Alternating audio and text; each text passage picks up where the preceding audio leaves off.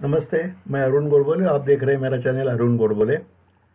आयकर कानून के बारे में हम लोग जानकारी ले इस मालिका में।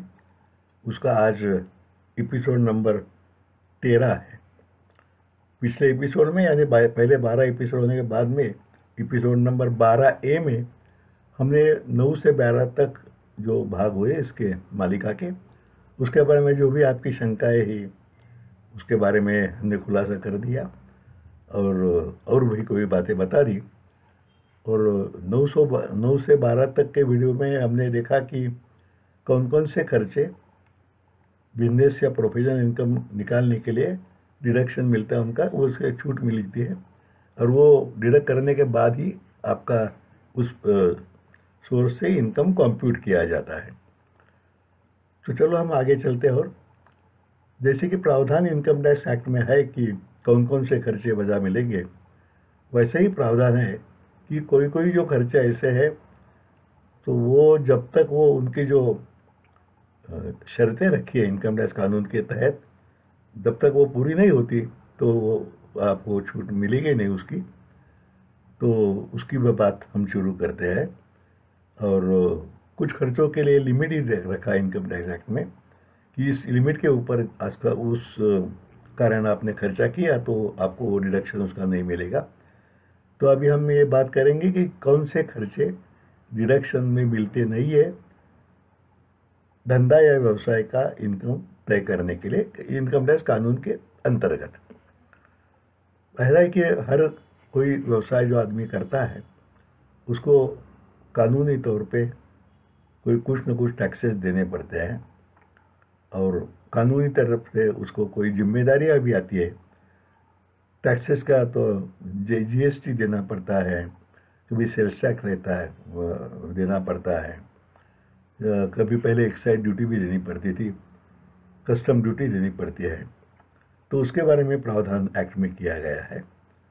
वैसे ही अगर वो कोई लोन निकालता है गवर्नमेंट की तरफ, गवर्नमेंट के पास से या गवर्नमेंट एस्टैब्लिश्ड कॉरपोरेशंस की तरफ से, तो उसके ऊपर जो उसको सूद देना पड़ता है उसके बारे में उसमें प्रावधान है कि कौन सा सूद आपको डिडक्शन में नहीं मिलेगा। वैसे ही जैसा बोनस है लोगों को पैसा उसका एम्प्लॉयज़ को देना है, तो सभी के बारे में इसमें प्रावधान किया है। वो सेक्शन 43B में उसके प्रावधान है। वो थोड़ा सा उसकी मोटी मोटी बातें हम समझने की इसमें कोशिश करेंगे आज के एपिसोड में। जो भी tax, duty, cess, fees government कानून की तरफ, यानी स्टेट गवर्नमेंट का कानून हो या सेंट्रल गवर्नमेंट का कानून हो, उसके तहत आपको देनी पड़ती है व्यवसाय करने वालों को, वो आपको छूट नहीं मिलेगी अगर उसका पेमेंट आपने विहित तारीख के पहले किया नहीं है। हर जो भी टैक्स देना पड़ता है उसके लिए समय सीमा तय की जाती है। जैसे कि आप समझो जीएसटी का रिटर्न भरते हैं तो रिटर्न भरते वक्त आपको टैक्स देना पड़ता है। वैसे ही जब अगर आपने वो टैक्स दिया नहीं है, एक्चुअली पेमेंट उसका किया नहीं है, तो आपको उसकी डिडक्शन आपको मिलेगा नहीं। ये हमेशा ये सवाल आता है, जैसे कि ईयर एंड में जो आखिर का क्वार्टर रहता है, आखिर की तिमाही, लास्ट क्वार्टर, उसका पेमेंट तो उस साल में नहीं होता, वो तो पेमेंट अगले फाइनेंशियल ईयर में चला जाता है। उसके लिए ऐसा है कि कानूनी जो सीमा तय की गई है टैक्स भरने की, उसके अंदर आपने भरा तो भी चलेगा। समझो आपका 1 जनवरी से लेकर 31 मार्च के क्वार्टर का जीएसटी आपको भरना है, तो आप तो उसके 31 मार्च के पहले तो नहीं भरेंगे, उसके बाद में ही भरेंगे। तो समझो कि 1 महीने की उसके लिए मोहलत है रिटर्न भरने के लिए, और वो 30 अप्रैल तक आप उसका रिटर्न भर सकते हैं। तो 30 अप्रैल के पहले अगर आप रिटर्न के साथ में जो टैक्स भर दे तो भी आपको वो टैक्स की छूट, आपको डिडक्शन मिलेगा। ये सभी taxes, duties, cess, government fees सभी को लागू है। वैसे ही बोनस के लिए भी यही प्रावधान है। एम्प्लॉयर्स कॉन्ट्रीब्यूशन जो रहता है पब्लिक एम्प्लॉयज़ प्रोविडेंट फंड के लिए, या ईएसआईएस का, एम्प्लॉय स्टेट इंश्योरेंस का जो कॉन्ट्रीब्यूशन एम्प्लॉयर का रहता है, उसी के लिए भी यही प्रावधान है कि अगर वो उसकी विहित तारीख के पहले नहीं भरा है तो उसका छूट नहीं मिलेगा। आखिर के क्वार्टर के लिए आप उसका चलन, वो अगर आपने विहित तारीख के पहले मुहल्लत में भर दिया है तो उसके लिए आप उसका चलन उसमें रिटर्न में उसकी तारीख मेंशन कर सकते हैं और डिडक्शन भी ले सकते हैं। लेकिन अगर उसके आगे चला गया तो आपको डिडक्शन नहीं मिलेगा। वैसे भी इंटरेस्ट जो है, अगर आपने पब्लिक फाइनेंशियल इंस्टीट्यूशन या स्टेट फाइनेंशियल कॉरपोरेशन या स्टेट इंडस्ट्रियल डेवलपमेंट कॉरपोरेशन या वेस्टर्न महाराष्ट्र WMDC कहते हैं इसको, उससे लोन कर्जा लिया है और उसका सूद आपने पेएबल बेसिस पे बताया, देय हो गया लेकिन दिया नहीं है तो आपको उसका डिडक्शन नहीं मिलेगा। जैसे भी ये जो उसमें और एक प्रावधान है कि अगर वो आप जिस साल में नहीं भरते और अगर बाद में जिस साल में भरेगा, जिस साल में भर देंगे वो, उसमें आपको उसका डिडक्शन मिल जाएगा।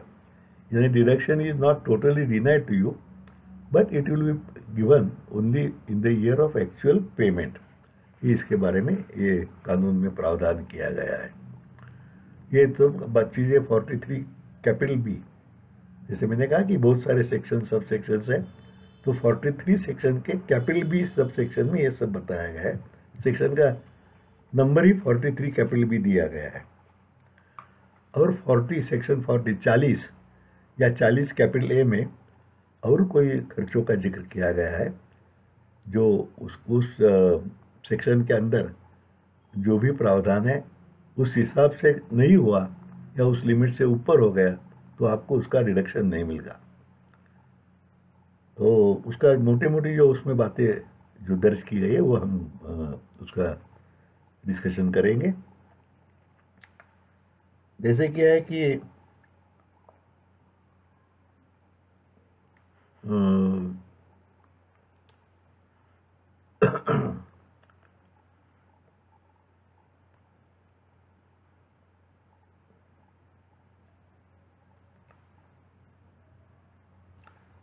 उसमें बातें बहुत सारी है।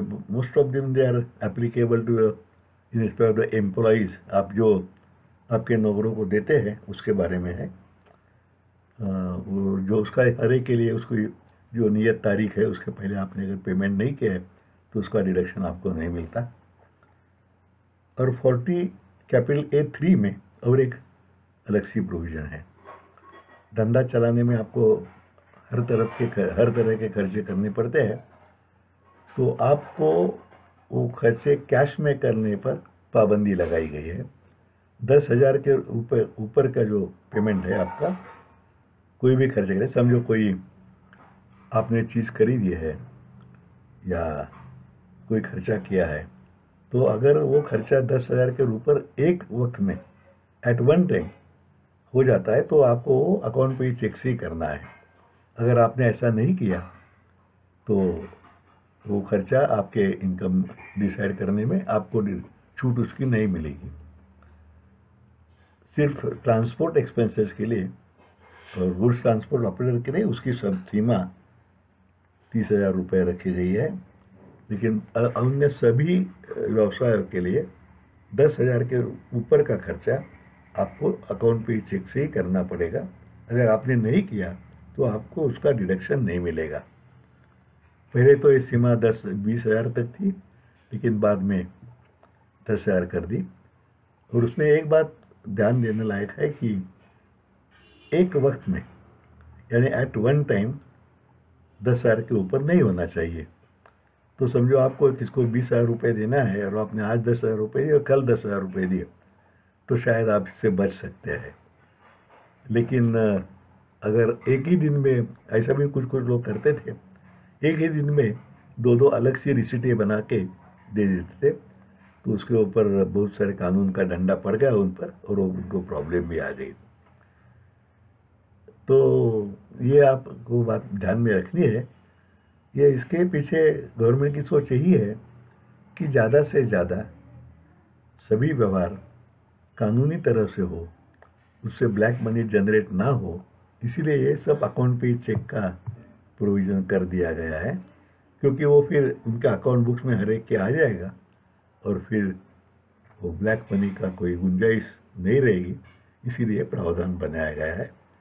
और तकलीफ है, ये इसका पालन करने में तकलीफ जरूर होती है, लेकिन गवर्नमेंट की तरफ से भी उनकी दृष्टि से देखें तो ये भी सही है कि उनको ये करना पड़ता है, क्योंकि जो भी टैक्सपेयर्स है वो भी अलग अलग हथकंडे अपनाते हैं, तो उनके ऊपर अंकुश लगाने के लिए गवर्नमेंट सब करती है, और फिर लोग भी कोई अलग अलग से तरकीबें निकालते हैं उससे बचने के लिए। तो ये सब चीज़ें आपको ध्यान में रखने चाहिए हर बिजनेस जो भी करता है उसके लिए। और जो भी बिजनेस करता है उसमें कैसे अकाउंट्स मेंटेन करना है, किसको मेंटेन करना है, उसके बारे में भी आगे प्रावधान है। और एक जो नई चीज़ इनकम टैक्स एक्ट के अंदर लाई गई, जो भी यानी प्रिजम्पटिव बेसिस पे आपका इनकम आप बता सकते हैं, उसके लिए 44 AD ये प्रावधान बनाया गया, जिसमें अगर आप कोई धंधा करते हैं विशिष्ट तरह का, तो उसके ऊपर आपको उसमें जो रिसीट के ऊपर जो परसेंटेज बताया है, उस परसेंटेज से अगर आप प्रॉफिट बताते हैं तो आपको किताबें रखने की, अकाउंट बुक्स रखने की जरूरत नहीं है। और कुछ बिजनेस ऐसे भी है, स्पेशली फॉर ट्रांसपोर्ट बिजनेस, ये बनाया गया था पहले कि जो भी ट्रांसपोर्ट व्हीकल के ओनर्स हैं या टैक्सी चलाते हैं या ट्रक ओनर्स हैं, उनके लिए अकाउंट्स रखना मुश्किल हो जाता है। तो उनके लिए ऐसा तय गया था कि अगर आपका ट्रक है तो उसके ऊपर आपका इतने नेट इनकम पकड़ा जाएगा, और वो इनकम जो पकड़ा जाएगा वो डिप्रिसिएशन और इंटरेस्ट जो कैपिटल का रोड का है वो सब नेट जाके नेट इनकम आपका इतना पकड़ा जाएगा, तो आप उसका भी ट्रक ट्रांसपोर्ट ऑपरेटर्स लाभ उठा सकते हैं, ऐसा उसमें प्रोविजन था।